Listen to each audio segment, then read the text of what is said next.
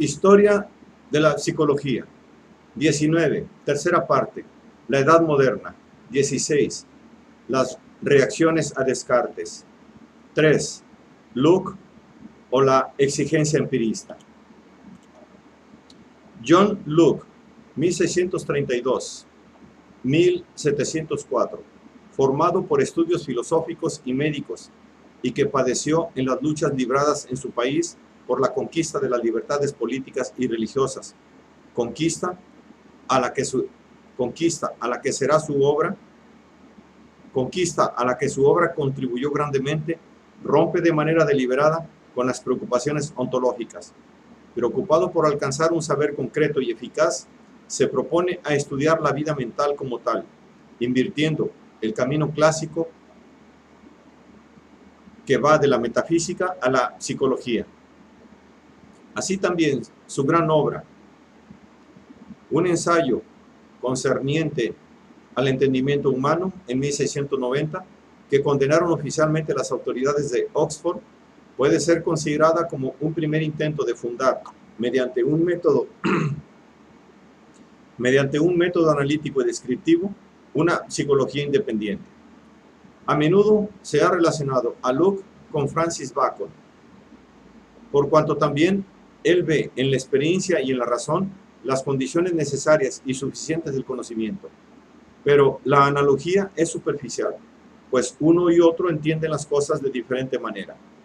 En efecto, el empirismo toma en Locke el sentido de una psicología genética de las ideas generales, una psicología, por lo demás, excluyente de toda evolución temporal que identifica al hombre de su tiempo con el ser humano en general. La cuestión esencial para él es la de saber cuáles son los productos de la capacidad cognitiva del hombre.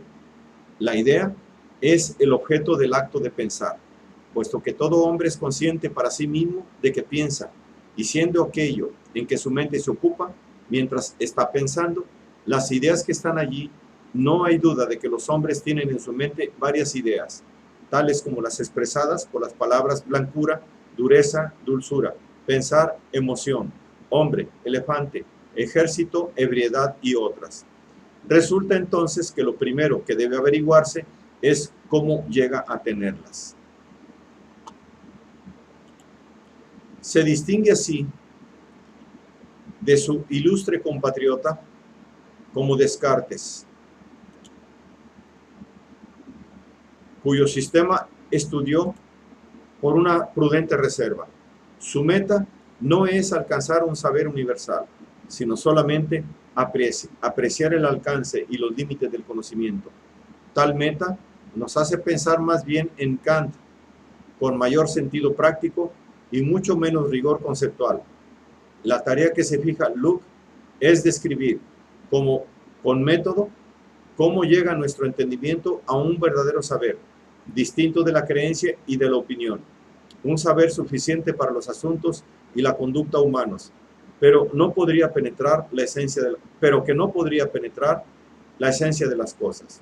Porque cuando la mente intenta mirar más allá de esas ideas originales que recibimos por vía de la sensación y de la reflexión, con el fin de penetrar hasta sus causas y su modo de producirse, vemos que nada descubre que no sea su propia miopía. Sin enfrentar teóricamente el problema de la unión del alma y del cuerpo, a la manera de los filósofos postcartesianos, ¿por qué, observa, no habría conferido Dios a la materia la facultad de pensar? Se atiene deliberadamente a las ideas como contenido de la conciencia humana, admitido como un hecho de la experiencia. El término de idea tiene en él un sentido extremadamente amplio, por no decir que vago, siendo este término el que, según creo, sirve mejor para mentar lo que es el objeto del entendimiento. Cuando un hombre piensa, lo he empleado para expresar lo que se entiende por fantasma, noción, especie o aquello que sea en que se ocupa la mente cuando piensa. La primera fuente de las ideas es la sensación, que nos proporciona lo que Locke llama ideas simples. Son las impresiones producidas en nosotros por los objetos a través de los órganos sensoriales. Esas cualidades sensibles que llamamos blanco, amarillo, frío, duro, blando, dulce, etc., Se sabe que Luke distingue entre las cualidades primarias, solidez, extensión, forma, número, etc., atribuidas por él a los objetos mismos, y las cualidades secundarias, colores, olores, sonidos, gustos, etc., que considera relativas a nuestros sentidos cuando entran en contacto con las cosas. Lo cual, cuando digo ¿qué es eso? Cuando digo ¿qué es lo que los sentidos transmiten a la mente? Quiero decir que ellos transmiten desde los objetos externos a la mente lo que en ella producen aquellas percepciones. ¿Cómo se efectúa el paso? Al igual que Descartes, Luke hace intervenir a los espíritus animales, algo que se asemeja a lo que entendemos hoy en día por influjo nervioso, afirmando que todas las sensaciones se producen en nosotros solamente por diferentes grados y modos del movimiento. Todas las sensaciones se producen en nosotros solamente por diferentes grados y modos del movimiento en nuestros espíritus animales, diversamente agitados por los objetos externos.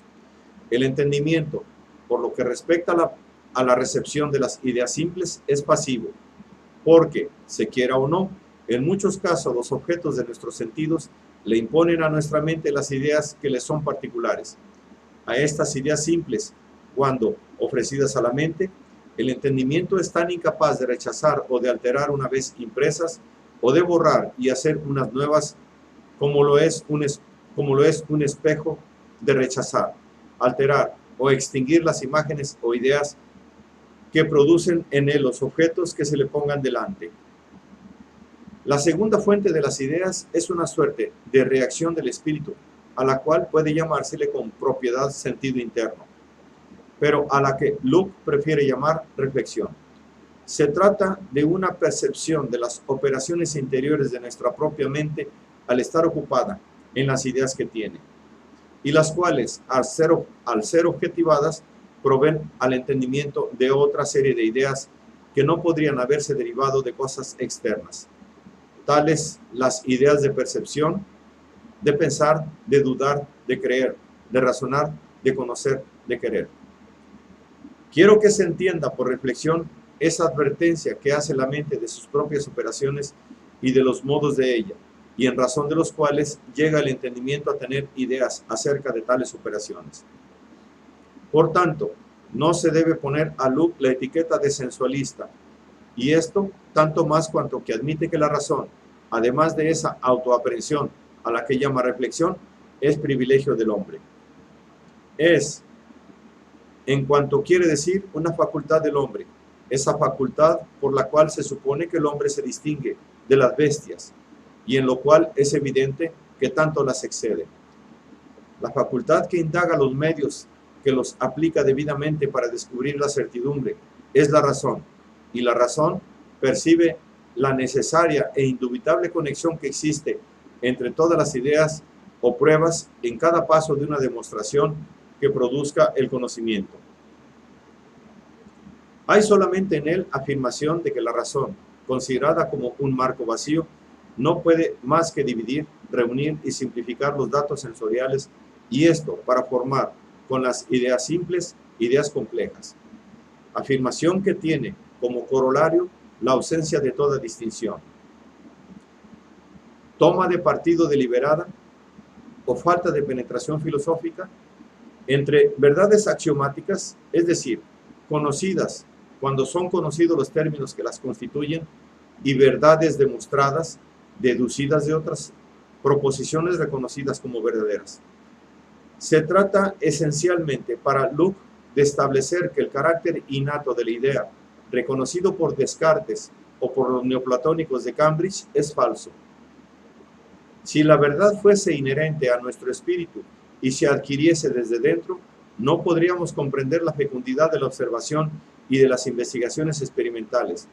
Por lo demás, si verdaderamente hubiera ideas innatas, nos daríamos cuenta de ellas, y en particular lo harían los seres más cercanos al estado de naturaleza: los niños, los analfabetos, los salvajes, lo cual no es de ninguna manera el caso.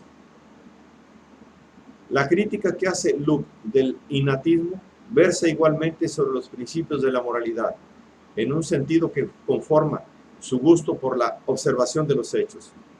Prefiere la experiencia directa al razonamiento abstracto y dice, por ejemplo, que los relatos de viajes le demuestran que pueden cometerse enormidades sin ningún remordimiento de conciencia. Es cosa común entre los mingrelianos que profesan el cristianismo enterrar vivos a sus hijos sin escrúpulo. Hay lugares en que los padres comen a sus propios hijos. Los caribes tenían por costumbre castrar a sus hijos con el objeto de engordarlos y comérselos. En el hecho de que todas las verdades son adquiridas, Luke ve una inmensa ventaja para la educación. El espíritu del niño recibe las impresiones que se le dan, y solamente porque las primeras fuentes se nos escapan atribuidos a la naturaleza o a Dios toda suerte de enseñanzas. Es sabido el interés que Luke sintió por el problema educativo, al cual consagró un tratado de la educación de los niños, cuya influencia fue muy considerable en el siglo XVIII, particularmente sobre Rousseau.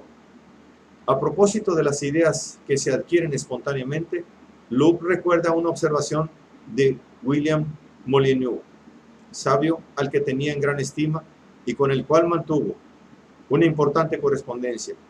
Suponed, le escribió un día a Molyneux, que a un ciego de nacimiento se le hubiese enseñado a distinguir por el tacto un cubo de una esfera del mismo tamaño y de igual materia.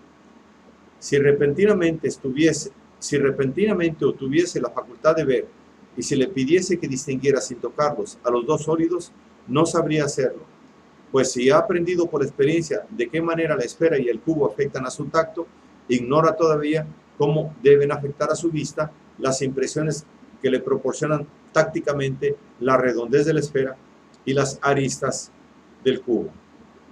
Estoy de acuerdo con la respuesta que ofrece el problema este hombre inteligente, de quien me envanezco en llamarme amigo, y soy de la opinión que el ciego no podría, a primera vista, decir con certeza cuál es el globo y cuál el cubo, mientras solo los viera, aunque por el tacto pudiera nombrarlos sin equivocarse y con toda seguridad supiera distinguirlos por las diferencias de sus formas tentadas.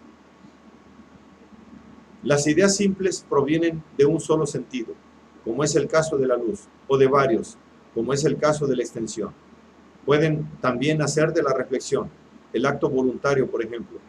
La idea del espacio nace de la sensación de lo que es exterior a nosotros, la de tiempo, de la reflexión sobre nuestros estados sucesivos, la de causa, de nuestra actividad interna y de nuestras impresiones al contacto de las cosas.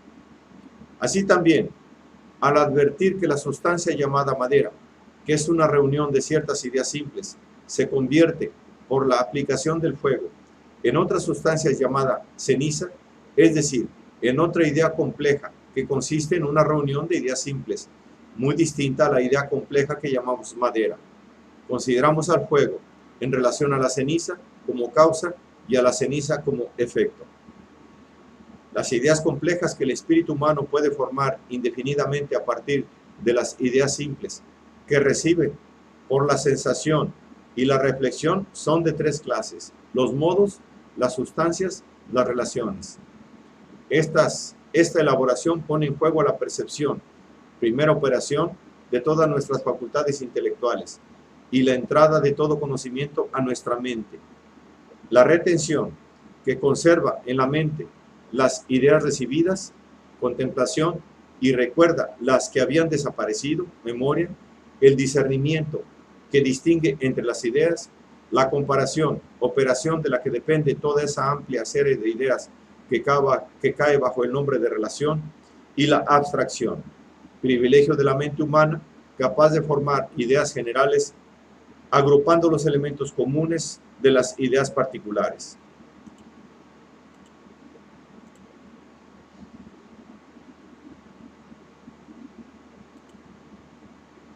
Así, al advertir hoy en el yeso o en la nieve el mismo color que ayer recibió la mente al percibir la leche, solamente considera esa apariencia, la convierte en representativa de todas las de su clase y habiéndole dado el nombre de blancura, significa por ese sonido la misma cualidad donde quiera que pueda imaginarse o encontrarse. Y es así como se forman los universales, ya sean ideas, ya sean los términos que se emplean para expresarlas. En virtud de un nominalismo que quiere ser integral, Locke rechaza teóricamente la explicación por las facultades de la mente, entendida como una suerte de agencia, y habla en general de potencias. Pero a menudo, en virtud de las descripciones puramente verbales, recae en lo que creía combatir. Así, la memoria, que es, como quien dice, el repositorio para el almacenamiento de nuestras ideas, aunque en realidad no están efectivamente en ninguna parte, se reduciría finalmente a esto, que en muchos casos la mente tiene el poder de revivir percepciones que ha tenido, pero con esta percepción adicional unida a ellas, a saber, que las ha tenido antes. Lo que no explica nada. Tratemos, sin embargo, de comprender cómo se alimenta esta memoria. Si la atención y la repetición, nos dice, sirven mucho para fijar cualquier idea en la memoria, las ideas que causan naturalmente las impresiones más profundas y duraderas son las que van acompañadas de placer o de dolor. Como el gran negocio de nuestros sentidos es hacernos reparar en lo que reacciona, en lo que lesiona o favorece al cuerpo, ha sido sabiamente ordenado por la naturaleza, como ya se ha mostrado, que el dolor acompañe a la recepción de ciertas ideas, el cual, sustituyendo en los niños a la consideración y el raciocinio, y obrando más rápidamente que a la consideración de los hombres crecidos, hace que tanto los jóvenes como los viejos eviten los objetos dolorosos con esa prontitud que es necesaria para su preservación, y en ambos registra en la memoria una advertencia para el futuro. De tal modo, Locke nos muestra a veces la vida mental bajo la dependencia de las cosas pensadas, en tanto que las ideas son acontecimientos de la vida interior del espíritu, y a veces en cuanto son objetos de las operaciones ejecutadas por un espíritu que estaría como despegado. El reflejo de esta ambigüedad aparece en sus anotaciones acerca del tema de la asociación de las ideas, aunque nos dice muchas cosas dignas de interés en su relación con el comportamiento humano. Sin hablar del individuo arrastrado por una fuerte pasión, observa que no hay persona que no presente algo extraño y que de suyo no sea realmente extravagante en las opiniones, en los razonamientos y en los actos. Que el amor propio no basta para explicar, como no bastan ni la educación ni la fuerza de los prejuicios. Se trata más bien de una equivocada conexión de las ideas. Si algunas ideas, en efecto, están ligadas por una natural conexión y correspondencia mutuas, otra clase de asociación se debe completamente al azar o a la costumbre, y es muy difícil romperla. Esta tan recia combinación de ideas, no ligada por naturaleza, la mente la hace en sí misma, por voluntad o bien por azar, de donde acontece que en hombres diferentes aparecen muy diferentes estas combinaciones. A las vinculaciones producidas por la costumbre en el entendimiento, la costumbre establece en el entendimiento hábitos de pensar de la misma manera que produce determinaciones de la voluntad y movimientos del cuerpo, todo lo cual no parece ser sino ciertos cursos de movimiento de los espíritus animales que, una vez en marcha, continúan por las mismas huellas a que se han acostumbrado, huellas que por el frecuente tránsito acaban por formar un paso llano, y el movimiento sobre él se hace fácil y como si fuera natural. En la medida en que podemos comprender lo que es pensar, así como al parecer se producen las ideas en nuestra mente, se pueden atribuir una gran parte de las simpatías y antipatías, no todas, pues Locke, sin insistir, admite que algunas de ellas son congénitas. Se contenta con observar que a muchas de las que se remontan a la infancia llamamos naturales. Una persona adulta que se ha hartado de miel no bien escucha ese nombre cuando su fantasía inmediatamente le provoca molestias y náuseas en el estómago y no puede tolerar la idea de la miel. Otras ideas de disgusto, de malestar y de vomitar acompañan con presteza a aquella y el hombre se siente indispuesto. El educador debe velar cuidadosamente para evitar estas vinculaciones irregulares, pues ese es el momento en que somos más susceptibles a las impresiones duraderas. Y esto no solamente, como lo hacen en general las personas razonables, por preocuparse del cuerpo y de la salud, sino poniendo especial cuidado en las vinculaciones que se refieren de un modo más peculiar a la mente y que terminan en el entendimiento o en las pasiones. Las ideas de duendes y trasgos no guardan en realidad mayor relación con la oscuridad que con la luz. Pero basta que una sirvienta atolondrada inculque con frecuencia esas ideas en la mente de un niño y las cultive ahí reunidas, y es posible que el niño no pueda ya separarlas mientras viva.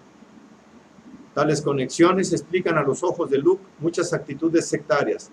Basta que la costumbre, desde la infancia, junte la figura y la forma a la idea de Dios, y ¿cuáles no serán los absurdos a que esa mente esté expuesta acerca de la deidad?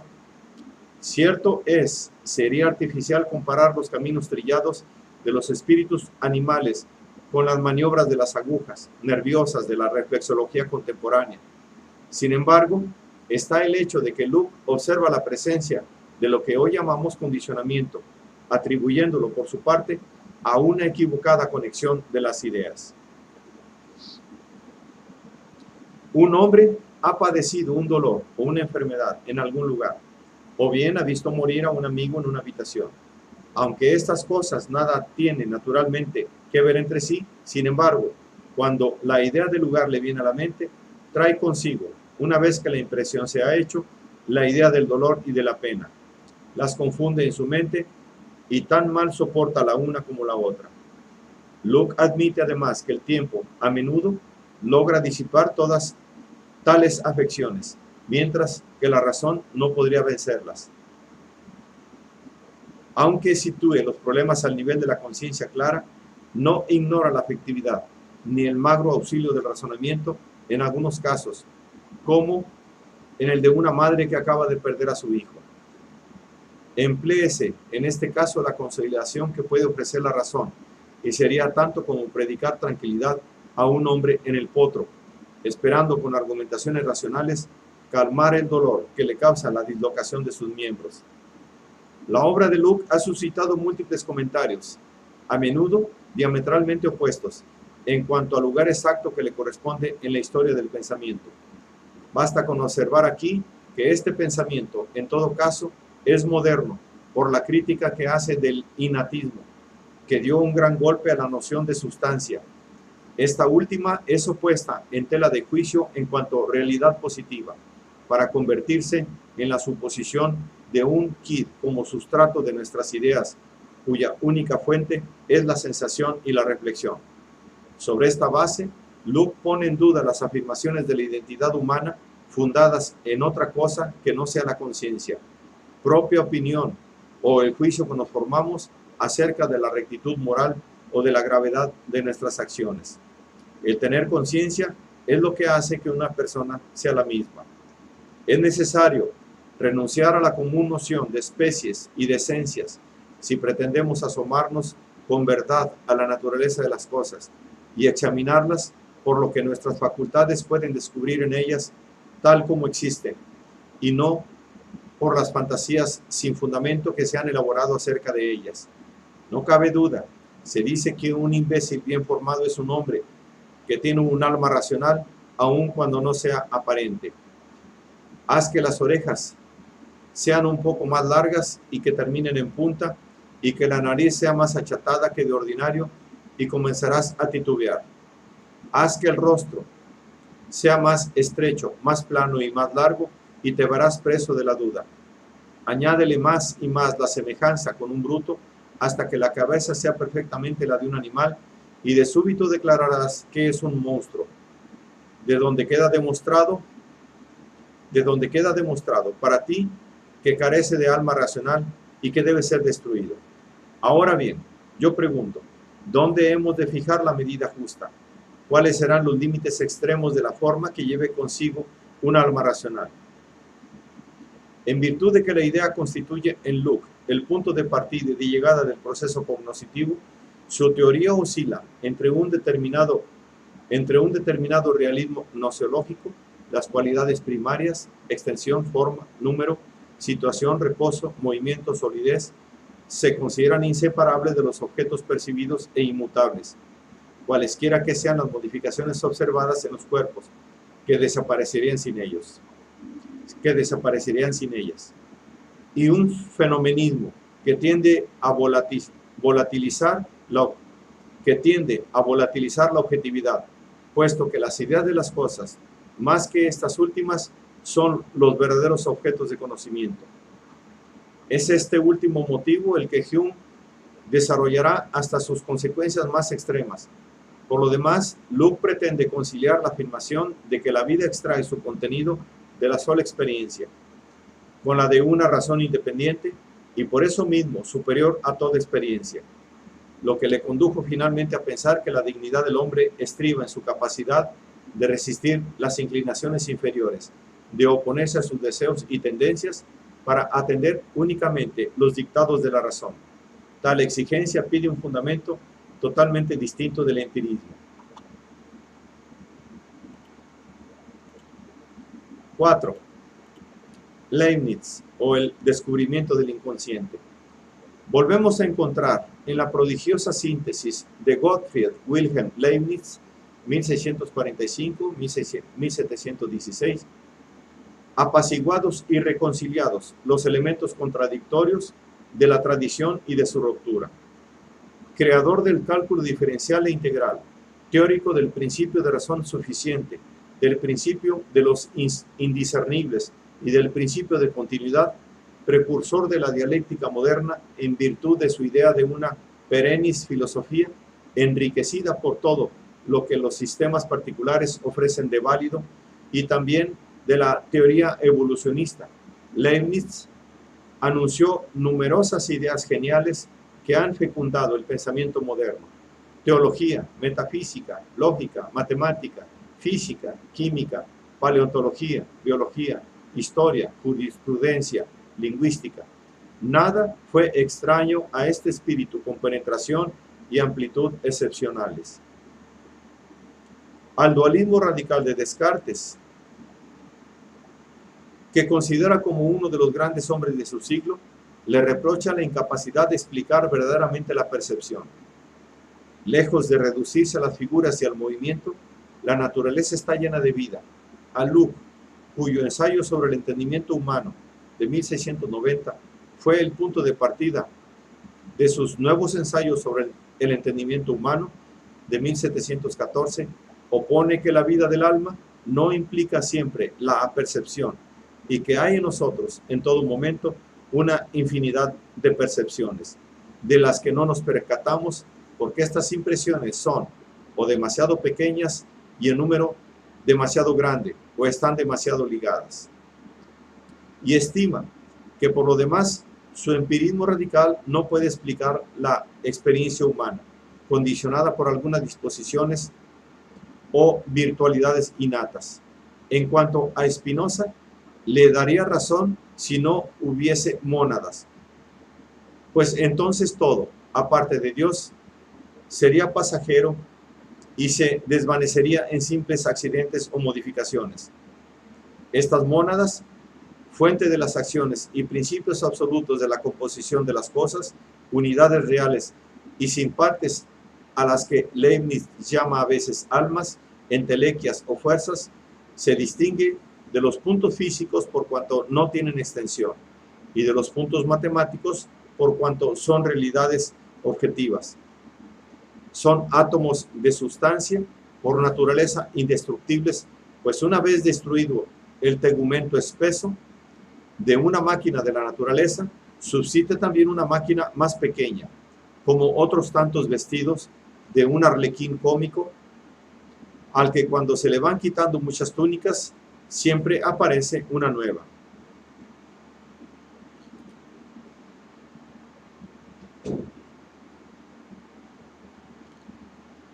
La actividad racional aporta, en cierto sentido, un elemento de discontinuidad, pues el alma humana es capaz de construir con sus propias fuerzas un sistema coherente de la realidad, y también, según Leibniz, que funda la idea de un progreso continuo, tanto sobre la naturaleza del espíritu como sobre la ley del universo, de observar que en todas las cosas se encuentra un principio de perfeccionamiento. Pero la continuidad de la jerarquía de las mónadas está salvaguardada bajo el aspecto de la percepción, pues la razón no excluye un residuo de percepciones confusas. No sería razonable el divorcio entre lo aperceptible y la verdad que se conserva por las percepciones insensibles, porque las percepciones insensibles por el momento pueden desarrollarse un día, y la eternidad da amplio margen a los cambios. Así también, el ser humano recibe una multitud de impresiones que rebasan su conciencia clara. Cuando está reducido a un estado en el que se halla como en una letargia y casi sin sentimiento, la reflexión y la percepción cesan y no piensa en verdades universales. Sin embargo, las facultades y las disposiciones innatas y adquiridas, y aún las impresiones que se reciben en este estado de confusión, no cesan por eso y no son borradas, aunque se olviden. Inclusive, tendrán su oportunidad de contribuir un día a algún efecto notable, pues nada es inútil en la naturaleza. Por eso Leibniz, muy moderno en esto, ve en el hombre un ser naturalmente inquieto, perpetuamente asaltado por innumerables e imperceptibles solicitaciones. La inquietud es el principal, por no decir el único aguijón que excita la industria y la actividad de los hombres. Y un ser cuyo comportamiento es determinado a menudo por factores inconscientes, son estas pequeñas percepciones las que nos determinan en muchas ocasiones sin que lo pensemos y engañan al vulgo con la apariencia de indiferente equilibrio, como si nos diese lo mismo, por ejemplo, caminar hacia la derecha o hacia la izquierda. Como la mónada es por naturaleza apetito y percepción, según Leibniz, el hombre, aunque el privilegio de la percepción y de la razón lo faculte para trocar el deseo en voluntad consciente, no podría desinteresarse de sí mismo. Hay que contar con un determinado amor de sí mismo, congénito, susceptible de ampliación en un sentido que nos hace recordar el famoso amor oblativo de los psicólogos contemporáneos.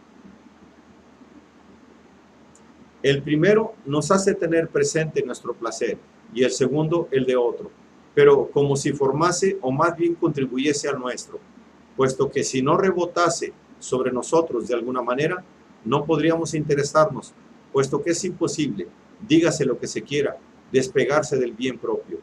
Y he ahí como hay que entender el amor desinteresado o no mercenario, para concebir bien la nobleza y no caer, sin embargo, en lo quimérico. No hay que insistir demasiado en el fundamento del paralelismo psicofisiológico en Leibniz, en su idea de armonía preestablecida, que pone en lugar de una perpetua intervención de Dios postulada por el ocasionalismo, una especie de milagro realizado de una vez por todas, pues se trata de una cuestión metafísica de importancia capital. He examinado este problema minuciosamente y demostrado que realmente hay en el alma algunos materiales de pensamiento u objetos del entendimiento que los sentidos exteriores no nos revelan, a saber, el alma misma y sus funciones, y los que están por el Espíritu Universal me lo acordarán sin vacilar, puesto que lo distinguen de la materia, pues yo pienso, no obstante, que no hay nunca pensamiento abstracto que no vaya acompañado de algunas imágenes o rastros materiales, y he establecido un paralelismo perfecto entre lo que pasa en el alma y lo que ocurre en la materia, habiendo mostrado que el alma con sus funciones es algo distinto de la materia, pero que siempre va acompañada de órganos que deben responder ante ella, y que eso es recíproco, y así lo será siempre. El propio Leibniz atribuía la mayor importancia a esta armonía preestablecida, que en él interviene para explicar el ser en el mundo, como decimos hoy, para explicar el hecho sorprendente de que cada mónada, encerrada en sí misma, sea capaz de producir en su desarrollo interior y como representación exactamente lo que ocurre fuera de ella, que puede explicar espontáneamente su ser y al mismo tiempo hacerse presente a sí misma el mundo que está fuera de ella, convertirse en el espejo de todo. Recurso más que explicable, lo que no escapó a la sagacidad irónica de un Voltaire. En cambio, tiene gran importancia psicológica el papel desempeñado por el inconsciente en la teoría de Leibniz, y conviene precisar mejor dónde y cómo se le encuentra.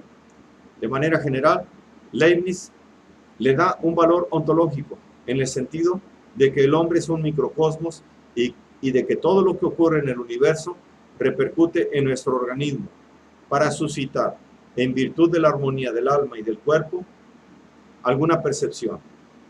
El bramido del mar, ejemplo al que Leibniz gusta de recurrir, es causado por la multiplicación de los ruidos de cada ola, que constituyen otras tantas percepciones pequeñas que nos afectan sin que nos percatemos y que advertimos solamente cuando se produce un sonido de alguna intensidad. Es preciso que tengamos alguna percepción de cada uno de estos ruidos, por pequeños que sean. De otra manera, no tendríamos la de 100.000 olas, puesto que 100.000 nadas no podrían hacer alguna cosa. Por lo demás, nunca dormimos tan profundamente que no tengamos algún sentimiento débil y confuso, y nunca nos despertaría el más grande ruido del mundo si no tuviéramos alguna percepción de su comienzo, que es pequeño. Tengo para mí, inclusive, que ocurre algo en el alma que responde a la circulación de la sangre y a todos los movimientos internos de las vísceras, de lo cual, sin embargo, no nos percatamos. Así pues, el inconsciente aparece en Leibniz en la perspectiva de la actividad mental misma, que no puede abarcar en el presente más que un campo limitado. No es posible que reflexionemos siempre, expresamente, sobre todos nuestros pensamientos, pues de otra manera, el espíritu haría reflexión sobre cada reflexión hasta el infinito, sin poder pasar jamás a un nuevo pensamiento. Por ejemplo, al percatarme de algún pensamiento presente, debería pensar siempre que pienso y pensar además que pienso, y así hasta el infinito. Pero es preciso que deje de reflexionar sobre todas estas reflexiones y que, en resumidas cuentas, haya algún pensamiento que dejemos pasar sin pensar, pues de otra manera nos quedaríamos siempre en la misma cosa. Vio claramente que la atención es, por fuerza, selectiva. Si pusiésemos atención a todo, habría que pensar con cuidado en una infinidad de cosas al mismo tiempo, todas las cuales sentimos y dejan una impresión en nuestros sentidos, y que su facultad de dirigirla constituye por excelencia el estado de vigilia. Tenemos siempre objetos que hieren nuestros ojos o nuestros oídos, y por consiguiente el alma es afectada también sin que nos percatemos de ello, porque nuestra atención está dirigida a otros objetos, hasta que el objeto se torna lo bastante fuerte para atraerla hacia sí, al redoblar su acción o por alguna otra razón. Era una suerte de sueño particular por lo que respecta a aquel objeto, y este sueño se vuelve general cuando nuestra atención cesa en lo tocante a todos los objetos en su conjunto. También es un medio de dormirse, dividir la atención para debilitarla. El inconsciente aparece en él también bajo la forma de hábitos, en cuanto están constituidos por una degradación de la acción y de la percepción. Es así como la costumbre hace que no pongamos atención al movimiento de un molino o a un salto de agua, cuando nos hemos habituado a ellos por algún tiempo. De la concepción de Leibniz resulta que nuestros juicios y razonamientos hunden profundas raíces en el inconsciente, pues si la voluntad humana es el resultado de la aprobación de una tendencia admitida, existen también esfuerzos que son resultado de las percepciones insensibles, de las que no nos percatamos, a las que prefiero llamar apetitos y no voliciones, aunque haya también apetitos aperceptibles, pues no llamamos acciones voluntarias más que aquellas de las que podemos percatarnos y sobre las cuales puede caer nuestra reflexión cuando siguen a la consideración del bien o del mal. La apercepción inseparable de la actividad racional que permite al ser humano la reflexión sobre sí mismo y sobre el mundo constituye la identidad de la persona, según Leibniz. Sus observaciones a este respecto nos muestran que no subestima los datos de la experiencia, admite como condición suficiente que hay una mediana conexión de conciencia de un estado próximo o incluso algo lejano al otro, cuando algún salto o intervalo olvidado se halle mezclado en ello. Así, si una enfermedad hubiese causado una interrupción de la continuidad de la conexión de conciencia, de manera que no supiese yo cómo pude llegar al estado presente, aunque me acordase de cosas más remotas, el testimonio de otros podía llenar el vacío de mi reminiscencia. Inclusive me podrían castigar. De acuerdo con este testimonio, si llegase a hacer algún mal con propósito deliberado en un intervalo que yo hubiese olvidado un poco después por causa de esta enfermedad. Y si llegase a olvidar todas las cosas pasadas hasta el punto que me viese obligado a hacer que me enseñaran de nuevo hasta mi nombre y aún a leer y escribir, podría enterarme siempre por los otros de mi vida pasada en mi estado precedente. Sea lo que fuera de este problema delicado y controvertido, particularmente en sus relaciones con el problema de la responsabilidad, Leibniz señaló también vigorosamente la diferencia entre el psiquismo humano y el psiquismo animal, y sus concepciones en este campo se asemejan más a nuestros conocimientos actuales que el dualismo abstracto de Descartes. Está persuadido de que las bestias no carecen de sensibilidad y de razonamiento, aunque de cierta manera aparentemente conocen la blancura y la observan así en el yeso como en la nieve.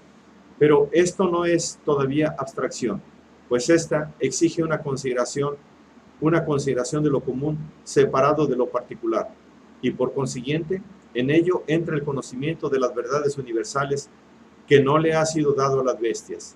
Se ha observado también que las bestias que hablan no utilizan palabras para expresar las ideas generales, y que los hombres privados del uso de la voz y de las palabras no dejan de encontrar otros signos generales. La sombra de la razón que aparece en los animales no es sino la espera de un acontecimiento análogo a otro acontecimiento que ya se ha producido. Aún los hombres no obran de otra manera cuando son solamente empíricos, pero se elevan por encima de las bestias cuando ven las conexiones entre las verdades. La memoria proporciona una suerte de consecución a las almas, que imita a la razón, pero que debe ser distinguida de ella. Así, vemos que los animales que tienen la percepción de algo que los hiere y de lo cual han tenido una percepción semejante antes, esperan, por la representación de su memoria, aquello que estuvo unido a esa percepción precedente y son llevados a sentimientos semejantes a los que habían tenido entonces. Por ejemplo, cuando se enseña un palo a los perros, se acuerdan del dolor que les causó y gimen y huyen. También vio que un condicionamiento puede ser el resultado de una sola impresión particularmente viva. Y la imaginación fuerte que los impresiona y conmueve viene o de la magnitud de las percepciones precedentes, pues a menudo una impresión fuerte causa de golpe el efecto de un largo hábito o de muchas percepciones mediocres reiteradas. De tal manera, los animales pasan de una imagen a otra en virtud de una conexión afectiva. Por ejemplo, cuando el amo coge un palo, el perro aprende que le va a pegar, y en gran número de ocasiones los niños, al igual que los demás hombres, no hacen sino lo mismo en sus pasos de pensamiento a pensamiento. Lo que les falta, según Leibniz, es una razón de estas asociaciones que quedan al nivel de las sensaciones. En el capítulo 11 de los nuevos ensayos de la facultad de discernir las ideas, señala los caracteres del conocimiento racional fundado en abstracciones que las bestias no hacen, y observa también que el amor de los animales proviene de un simple placer aumentado por la costumbre. Una perra alimentará a zorritos, jugará con ellos y sentirá por ellos la misma pasión que por sus pequeños. Si se puede hacer que los zorritos mamen su leche, todo lo necesario para que la leche se difunda por todo su cuerpo. Y no parece que los animales que tienen varias crías a la vez posean algún conocimiento de su número. Así pues, de la descripción de Leibniz se desprende que el conocimiento de las bestias es presa del instante, encerrado en su punto de vista particular. Solamente razonan sobre las ideas particulares conforme sus sentidos se las representan. Y si el descubrimiento de los reflejos condicionados ha aclarado el mecanismo de esas conexiones afectivas de que hablaba, hoy se admite generalmente que el hombre puede utilizar y por tanto dominar, si le es necesario, tales reflejos mediante su actividad racional, inseparable del lenguaje, que le permite la elaboración, a partir de señales a las que reacciona el animal, de un sistema de signos abstractos capaces de reaccionar sobre las primeras. Cosas todas que fueron vislumbradas y más que vislumbradas por el genio de Leibniz.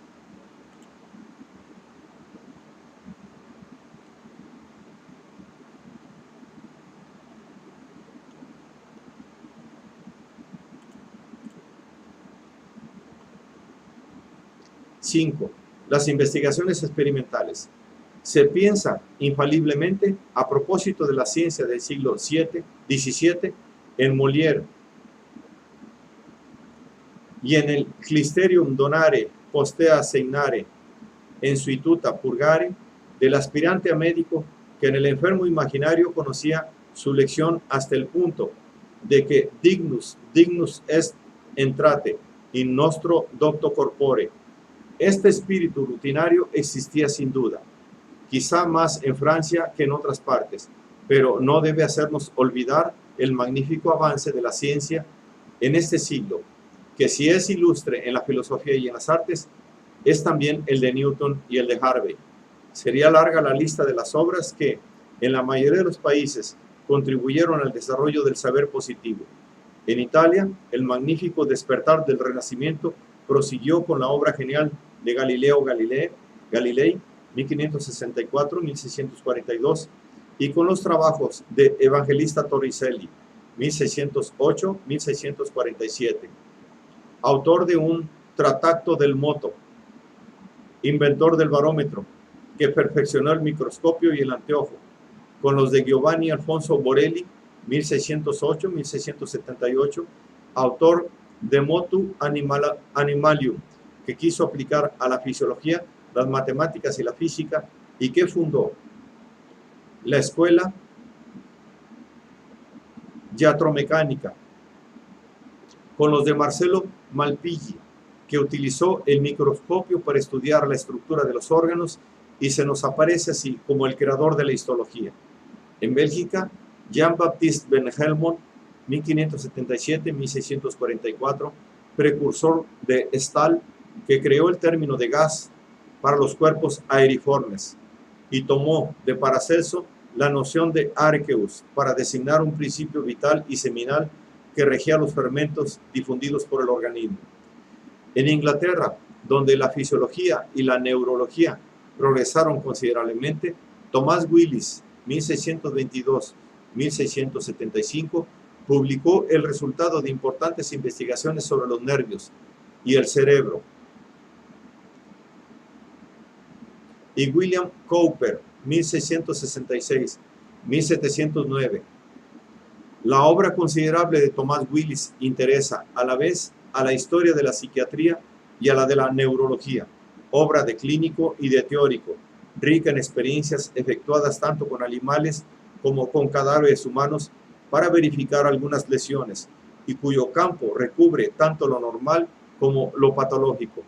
Willis describió el polígono arterial, que conserva su nombre, y también al nivel de la médula alargada, esas prominencias a las que llama pirámides.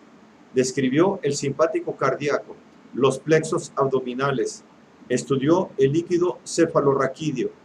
Su clasificación de los 10 pares de nervios craneanos sustituyó a la de Galeno, separó definitivamente al simpático del vago y atribuyó principalmente el mareo al trastorno de este último. Distinguió la materia gris de la corteza cerebral de donde nacen los espíritus animales, de la materia medular blanca por la que se distribuyen. La dualidad del cerebro y del cerebelo, con el que relaciona las funciones vulvares, corresponden en él a la del alma razonable, vida consciente, y el alma vegetativa, vida automática. Encontramos en él el intento de localizar algunas funciones y algunos trastornos. Considera la corteza cerebral como sede de la memoria y refiere a ella la letargia. Halló la conexión de la apoplejía y la epilepsia con la materia blanca y el cuerpo calloso, y de los diversos tipos de parálisis con los cuerpos estriados, la médula alargada y los nervios. El terreno, el patrimonio hereditario desempeñan, a su juicio, un papel esencial en la génesis de las enfermedades mentales y de la epilepsia. En Dinamarca, el anatomista Nicolás Steno, 1638-1687, publicó un discurso sobre la anatomía del cerebro, y en Holanda, Nicolás Turpis, el médico inmortalizado en la famosa lección de anatomía de Rembrandt, las Observaciones Medicae. En Ginebra, Bonnet, en su obra Spulcretum, 1669, menciona 3.000 autopsias realizadas para establecer una correlación entre las lesiones descubiertas y los padecimientos observados durante la vida. Muchos otros nombres de este siglo merecerían ser recordados, de este siglo en el que, a pesar del espíritu rutinario de que se burló Molière, se llevaron a cabo muchas investigaciones cuyos incidentes interesan a la historia de la psicología en sus relaciones con la fisiología, la neurología y la psiquiatría.